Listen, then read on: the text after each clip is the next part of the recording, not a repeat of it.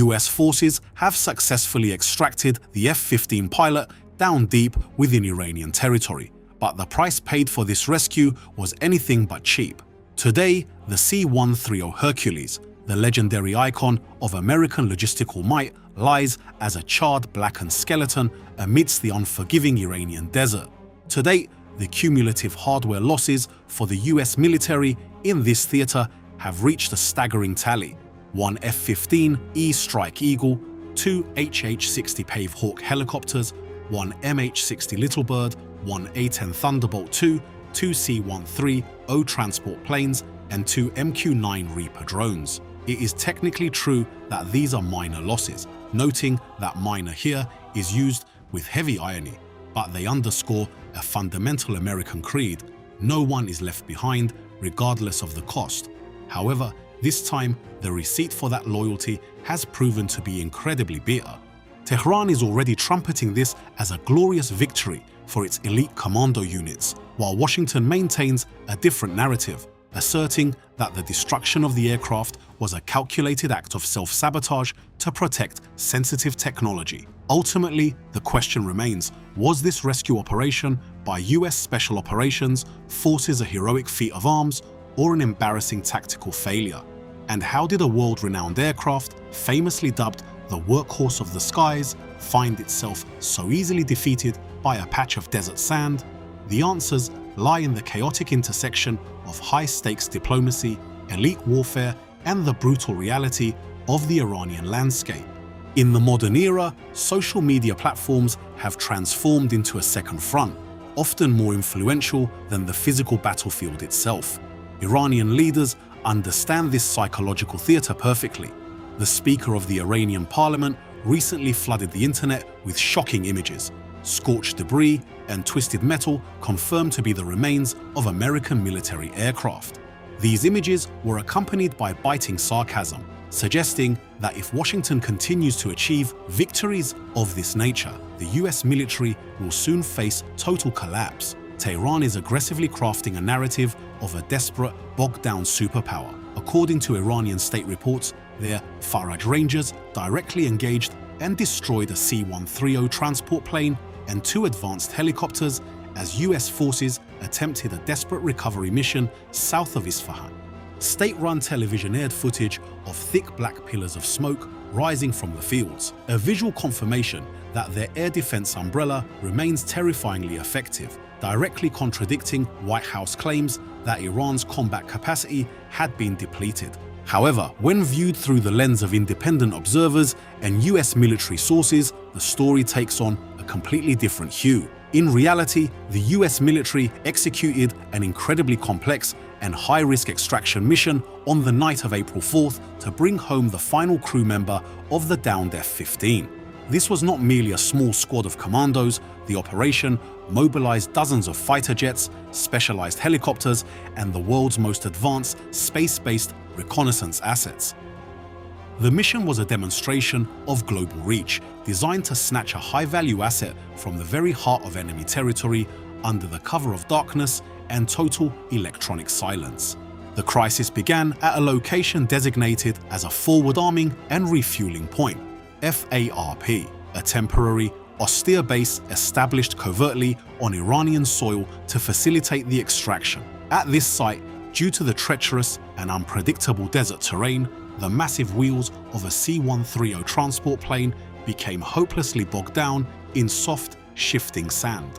The aircraft was saddled, rendered completely immobile at the worst possible moment. With Iranian rapid response forces closing in and the window of opportunity slamming shut, US Special Ops commanders were forced to make a painful but tactical decision. They had to scuttle their own equipment to prevent highly classified avionics and communication arrays from falling into Iranian hands. They rigged the trapped aircraft with thermite and explosives. 3 other transport planes were emergency tasked to extract the entire team and the rescued pilot just minutes before Iranian forces swarmed the site. Therefore, the wreckage Tehran is parading as a combat trophy is likely the result of deny the enemy demolition charges set by American hands to erase their footprint after achieving their primary objective, saving the man. The loss of a C-130 Hercules is a significant blow, particularly in terms of global image and prestige. For decades, this aircraft has been the backbone of US special operations due to its legendary ability to operate from improvised dirt strips and unimproved runways without the need for complex infrastructure. With its 4 powerful turboprop engines, it was designed to survive the harshest environments on Earth. However, this incident reveals that even legendary machines have an Achilles heel when faced with the deceptive geography of the Iranian desert. The sight of a multi-million-dollar giant immobilized by mere sand exposes the extreme risks the US military faces when thrusting deep into sovereign hostile territory. It serves as a sobering reminder that in war, nature can be as lethal an adversary as a missile battery. The world currently finds itself caught between 2 diametrically opposed versions of reality. Iran describes the event as a masterful military strike by its Faraj Rangers, emphasizing that they proactively intercepted and annihilated the invading aircraft. Conversely, the United States insists the rescue mission was a total success because the most critical objective, the life of the pilot, was secured. Washington frames the loss of the aircraft as a secondary logistical cost, a necessary sacrifice in the pursuit of the no man left behind doctrine. This divergence in storytelling highlights the high stakes of the information war currently raging alongside the kinetic one.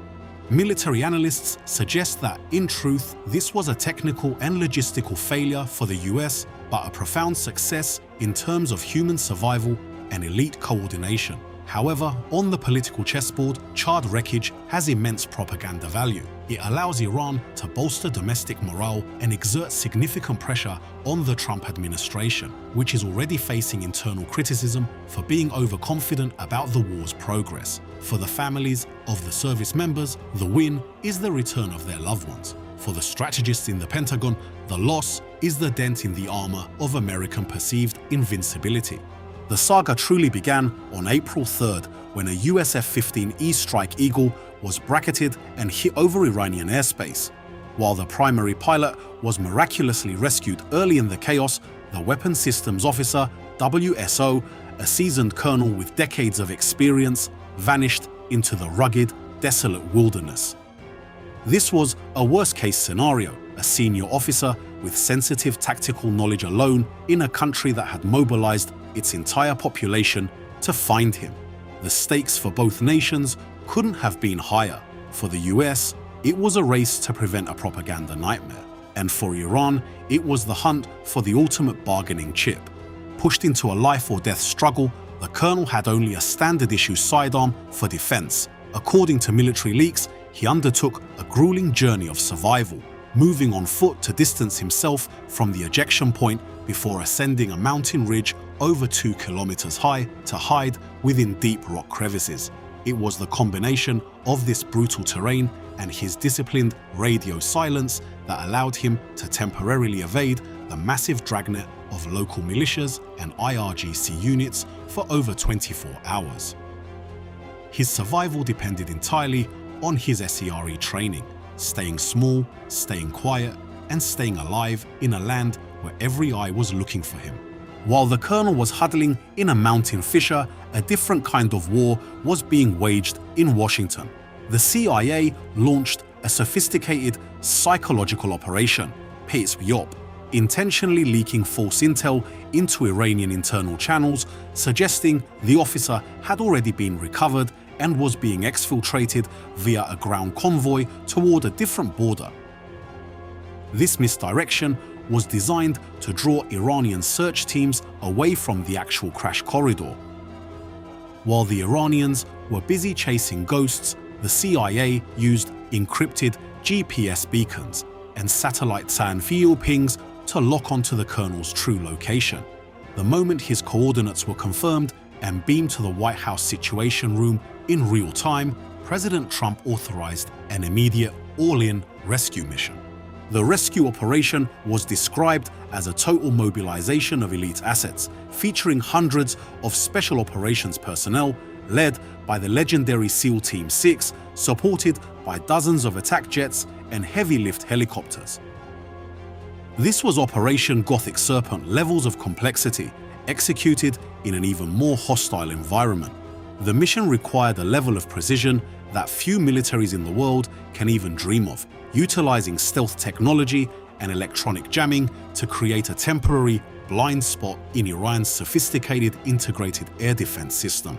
At the break of dawn, two C-130s carrying the commando teams performed a high-risk landing on a makeshift desert strip 250 kilometers inside Iran.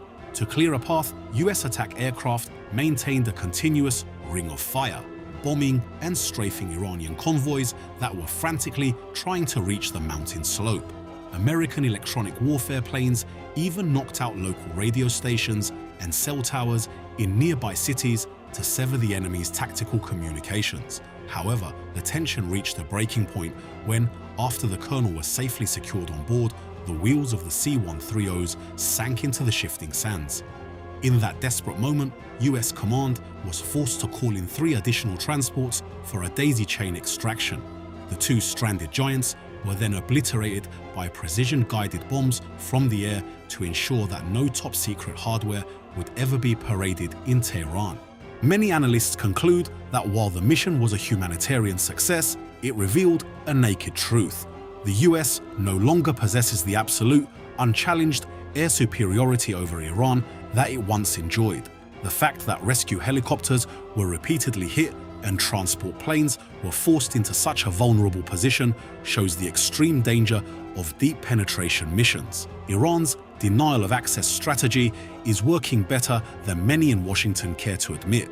The technical challenges of the desert, combined with a persistent and evolving enemy, have made the Iranian sky a very dangerous place for even the most elite American units. For Tehran, victory is not defined by the total destruction of the US military, but by forcing Washington to change its behavior through a war of 1,000 cuts. Despite suffering thousands of airstrikes, Iran believes it is winning via an asymmetric strategy, striking at the economic soft underbelly of the West. One of their secret weapons is a multimodal detection method that bypasses traditional stealth, rather than relying solely on microwave radar, which stealth coatings are designed to absorb. Tehran uses a combination of infrared sensors, electro-optical systems, and passive detection arrays. These passive systems do not emit signals. They silently listen and look for the heat signatures and atmospheric disturbances created by jet engines. This makes the defensive network highly resistant to traditional electronic jamming and allows it to maintain a lock on even the most advanced stealth fighters. But their most potent weapon isn't in a missile silo, it's the Strait of Hormuz, the artery for 20% of the world's oil. Iran doesn't need to win a dogfight, they only need to create enough risk to make global oil prices skyrocket, creating a domino effect that forces global powers to rethink their military support for the war. As the desert sands swallow the remains of American planes, the world watches to see who will blink first in this high-stakes game of geopolitical chicken.